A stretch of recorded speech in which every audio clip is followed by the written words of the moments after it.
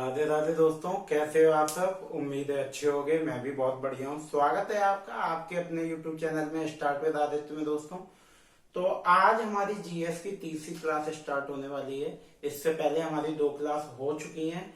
मैं आपसे माफी मांगना चाहूंगा कि क्लास डेली कंटिन्यू नहीं आ पा रही है, क्योंकि कुछ ऐसे कारण हैं कि अभी थोड़ा बहुत काम की वजह से या किसी भी वजह से क्लास नहीं आ पा रही है। लेकिन मैं आपसे ये वादा करता हूँ, क्लास जल्दी ही रूटीन से आने लगेगी, लगभग आने ही लगेगी।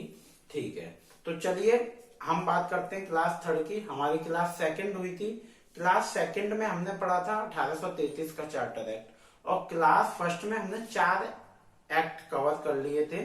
तो अब हमने 1773 वाला था, उसमें क्या था, बंगाल का गवर्नर जनरल होगा, है ना। तो ऐसे ही 1833 में क्या क्या था वो हमने पढ़ा। अब मैं आपको एक और बात बता दूं, आज जो हम कवर करने वाले हैं वो है 1853 का चार्टर एक्ट। और दोस्तों, मैंने पहले ही जैसे लिख दिया, ये बहुत इंपॉर्टेंट टॉपिक है, इंपॉर्टेंट एक्ट है, इसमें से क्वेश्चन बनते हैं। और मैं आपको एक और बात बता दूं कि इतने ही पॉइंट्स में आपका यूपीएससी लेवल तक का पूरा क्लियर हो जाएगा। अगर आप दोस्तों यूपीएसआई, कांस्टेबल, आरओ या आरओ पीसीएस या किसी भी एग्जाम की तैयारी कर रहे हैं, तो आपका 1853 का जो चार्टर एक्ट है वो बेसिक से लेके अपर लेवल तक, टॉप लेवल तक इन पॉइंट से कवर हो जाएगा। 1853 का चार्टर एक्ट में से इससे बाहर कुछ नहीं आएगा। चलिए, तो सबसे पहले अगर आप इनकी तैयारी करते हैं दोस्तों, तो मेरी आपसे यही अपील है कि वीडियो को पूरा देखा करें। चाहे आप स्पीड बढ़ा के देखो, लेकिन पूरा देखो ताकि आपको कुछ ना कुछ मिले। और चैनल को सब्सक्राइब कर लो, साथ में बेल आइकन दबा दो, और वीडियो को लाइक और शेयर कर दिया करिए। जो भी आपका स्टडी सर्कल का ग्रुप है उसमें शेयर जरूर कर दिया करिए। चलिए दोस्तों, चलते हैं अगले हमारी क्लास की ओर। तो हमारी क्लास, जैसे आप ऊपर देख पा रहे हैं, 1853 का चार्टर है। तो दोस्तों, मैं आपको बता दूं, इसमें जो सबसे पहले जो आया था वो क्या था, कानूनी संबंधी प्रस्तावों पर गवर्नर जनरल की अनुमति अनिवार्य। किसकी? गवर्नर जनरल की अनुमति अनिवार्य। किस पे? कानूनी, अनिवार्य कर दी गई थी। किस पे? कानूनी संबंधी प्रस्ताव पे। जितने भी कानून के प्रस्ताव आएंगे तो गवर्नर जनरल की अनुमति उस पर लगेगी। और मैं आपको एक और बात बता दूं, जिस कॉन्स्टिट्यूशन को हम आज फॉलो कर रहे हैं, जिस कॉन्स्टिट्यूशन को हम इतना महान बताते हैं, वो उस टाइम की प्रेरणा से लिया गया है।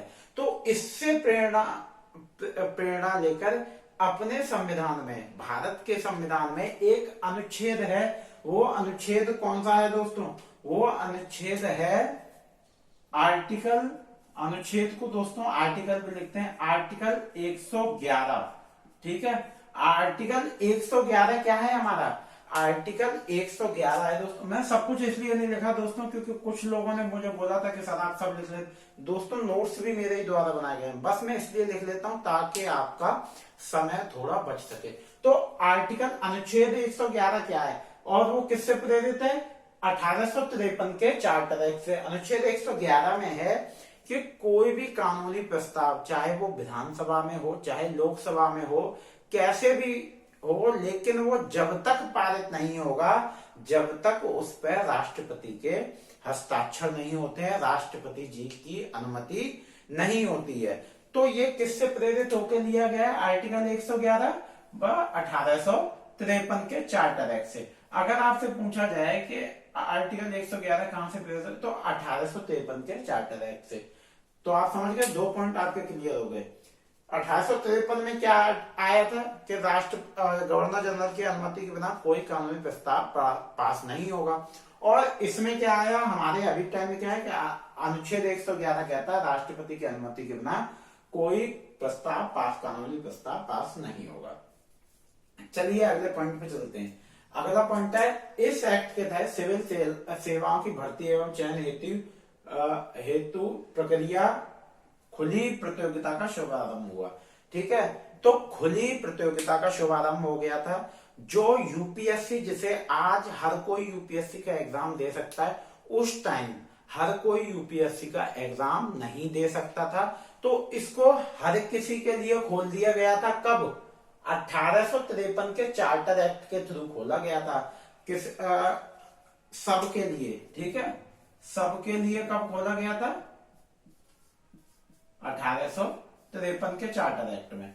ठीक है, लेकिन इसमें एक और चीज थी, खोला सबके लिए गया था 1853 में। अब थोड़ा आप अपना ध्यान इस तरफ ले आओ, मैं आपको यहीं की यहीं पॉइंट क्लियर करके चलता हूं। ठीक है, खोला सबके लिए गया था 1853 में, लेकिन एक कंडीशन ये थी, कंडीशन क्या हम बोल सकते हैं, कंडीशन नहीं, हुआ क्या था कि कंपटीशन सबके लिए था, लेकिन जो एग्जाम था, जो आपका पेपर था कंपटीशन का, वो हुआ था लंदन में। कहां हुआ था? लंदन में। ठीक है, तो ये चीज है कि खोला सबके लिए गया था लेकिन एग्जाम लंदन में हुआ था। चलो, हमारे 2 पॉइंट यहाँ पे क्लियर हो गए, समझ आया। एक आपने, मैंने आपको यही बता दिया। अब ये क्या है, अनुच्छेद 315 के तहत संघ सेवा लोक आयोग को का गठन के रूप में स्वीकृत हुआ। ठीक है, तो हमारा जो अनुच्छेद 315 है ना, उसके रूप में संघ किसका तहत संघ लोक सेवा आयोग के गठन के रूप में स्वीकृत हुआ था, अनुच्छेद 315। यहाँ पे आप इसको यहीं छोड़ दीजिए। चलिए अब आगे चलते हैं। गवर्नर जनरल की परिषद को वाइस प्रेसिडेंट का पद मिला। आपने ये चीज तो देखा कि गवर्नर जनरल थे। ठीक है, अब इनकी जो परिषद थी, इनकी जो अभी अपनी विधान परिषद है, ऐसे इनकी जो काउंसिल थी, परिषद काउंसिल थी, उनको क्या मिला?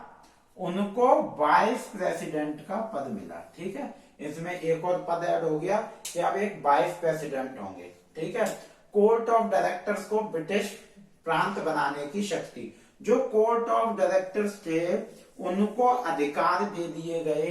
क्या अधिकार दे दिए गए? कि वो ब्रिटिश प्रांत बना सकते हैं। ठीक है, स्टेट,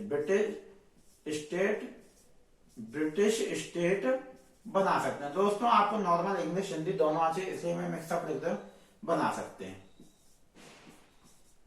चलिए, हमारे यहां तक समझ आया।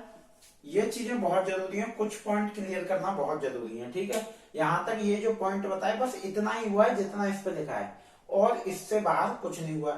साथ ही भारतीय संविधान अनुच्छेद 16 लोक नियोजन के विषय में अवसर की समता भी इसी से ग्रहण की गई है। अवसर की समता को समझिए, आज हर कोई यूपीएससी का एग्जाम दे सकता है, चाहे वो एसटी, एससी, ओबीसी, जनरल या कोई भी हो, बस भारत का निवासी, उसके भारत का रहने का मूल निवासी हो, कोई भी ये एग्जाम दे सकता है। लेकिन उस समय ऐसा नहीं था। फिर ये 1853 के चार्टर एक्ट में ये किया गया कि हर कोई एग्जाम दे सके। मैंने आपको बताया कि सबके लिए लोक सेवा आयोग का एग्जाम खोल दिया गया, सब दे सकते हैं। तो जो हमारा अनुच्छेद 16 है वो कहां से ग्रहण हुआ है? 1853 से। आप दो चीज याद रखना, अनुच्छेद 111 1853 से ग्रहण हुआ है चार्टर एक्ट से, और अनुच्छेद 16 कहां से ग्रहण हुआ है दोस्तों? अनुच्छेद 16 भी 1853 के चार्टर एक्ट से ग्रहण हुआ है। चलिए अगले पे चलते हैं। यह कानून ईस्ट इंडिया कंपनी का पारित अंतिम कानून था, क्योंकि प्रत्यक्ष रूप से 1858 के। ये क्यों अंतिम कानून था? ये इसलिए अंतिम कानून था क्योंकि अब तक जब हमने 1773 से पढ़ना शुरू किया तो हमने एक चीज आपने नोटिस की होगी, 1773 से 20-20 साल के लिए वो अनुमति ले आते थे रानी से कि हम व्यापार करने की। लेकिन अब क्या हुआ, 1853 के बाद 1858, जो कि हम अगली क्लास में पढ़ेंगे। तो 1858 में रानी ने क्या किया? 1858 में दोस्तों रानी ने अनुमति नहीं दी और कंट्रोल खुद ले लिया। ठीक है, तो कंट्रोल खुद ले लिया। लेख के लिए दोस्तों माफी चाहता हूं, राइटिंग इतना बढ़िया नहीं। तो क्या हुआ, यह कानून ईस्ट इंडिया कंपनी का पारित अंतिम कानून था, क्योंकि प्रत्यक्ष रूप से 1858 से भारत ब्रिटेन की महारानी के कंट्रोल में होगा, अधीन होगा। ठीक है, तो वही मैंने बताया, 1858 से रानी ने कंपनी के नहीं बल्कि खुद कंट्रोल ले लिया था दोस्तों। और मैं आपको एक और बात बता दूं दोस्तों, यहाँ पे पहले आप ये देख लीजिए कि 1853 में क्या हुआ, सबके लिए खोल दिया गया, लेकिन एग्जाम कहाँ हुआ? लंदन में, है ना। अब 1919 में क्या हुआ? 1919 में ये अधिनियम आया कि एग्जाम इंडिया में कराया जाए। कहाँ कराया जाए? इंडिया में ये अधिनियम आया है ना। और दोस्तों यहाँ पे मैंने लिखा नहीं है, लेकिन मैं आपको एक और की पॉइंट बता दूं जो कि इंपॉर्टेंट है। क्या है की पॉइंट? 1922 में पहली बार भारत में एग्जाम हुआ था लोक सेवा आयोग का। ठीक है, पहली बार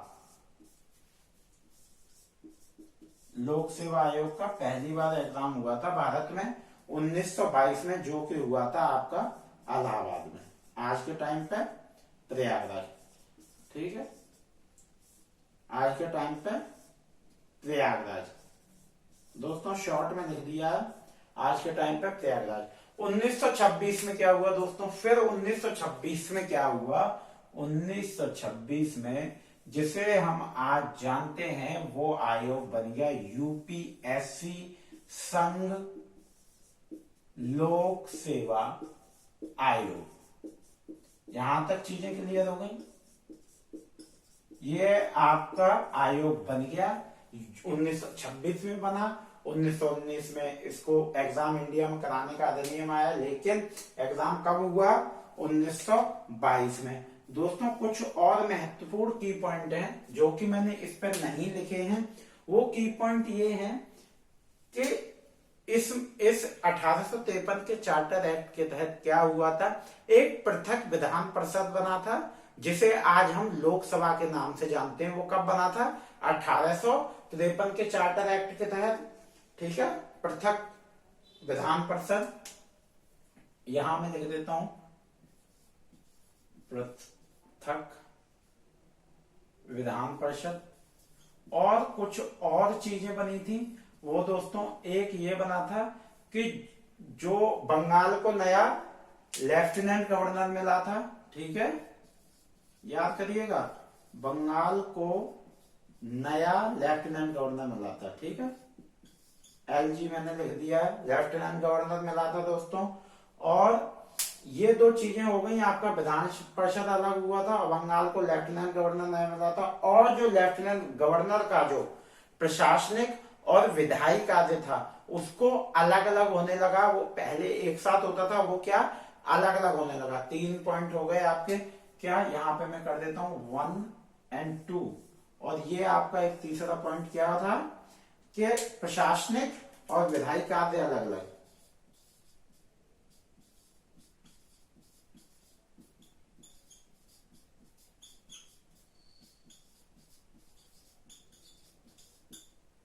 और दोस्तों एक चीज तो आपको समझ ही आ गई कि इसमें क्या हुआ था? संघ लोक सेवा आयोग का गठन हुआ था। यूपीएससी का एग्जाम ओपनली होने लगा था, खुली प्रतियोगिता का बुलावा आ गया था।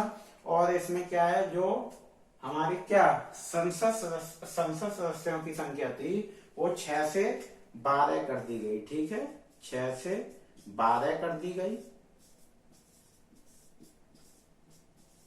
और एक और चीज जो मैंने आपको बता दी कि पृथक विधान परिषद बना था, जिसको आज हम लोकसभा के नाम से जानते हैं।